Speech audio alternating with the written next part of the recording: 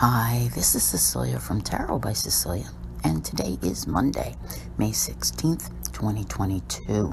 The tarot card for today is the Ten of Cups by artist Erica Lynn Schmidt for the deck 78 Tarot Animal, which I believe is on the ship somewhere headed this way. First, I want to say full moon blessings. I don't remember if I said it yesterday or not for those in the western part of the U.S., but today brings us a full moon, a blood moon, total lunar eclipse in the sign of Scorpio. And this is going to be very visible. So if you check in your area where and how you can view this, I don't think you will be disappointed. It's supposed to be for quite some time, so there's the ability to see it, especially if your sky is clear. The moon itself is all about home and family, those types of things, obviously, since it is the ruler of Cancer. And we have, a lot of planetary interplay going on at this full moon. Mars and Pluto are very much involved, and there's even the possibility of Uranus getting in on the act, which always throws in the unpredictability. And as we know, eclipses can bring very fated events, and once that door closes, it's always in a permanent fashion.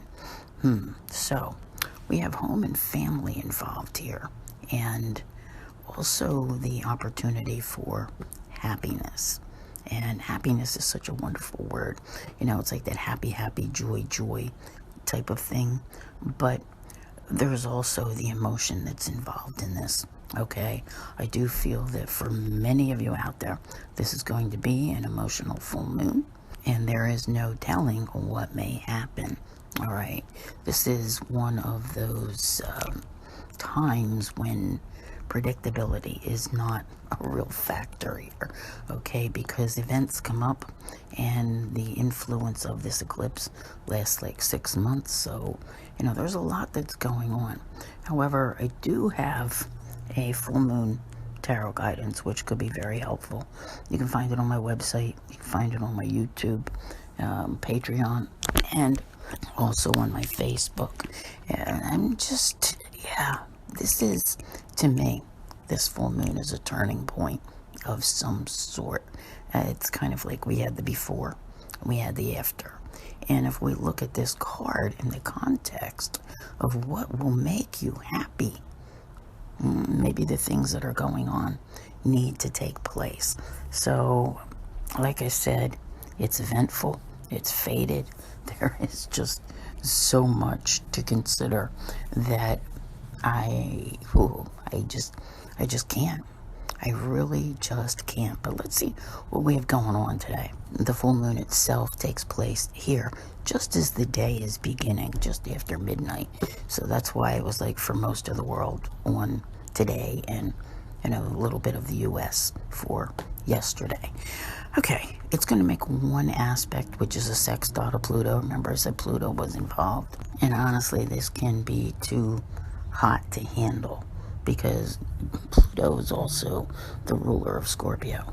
We're talking about emotions, things that are buried deep, and getting to the bottom of them. It's like being exposed.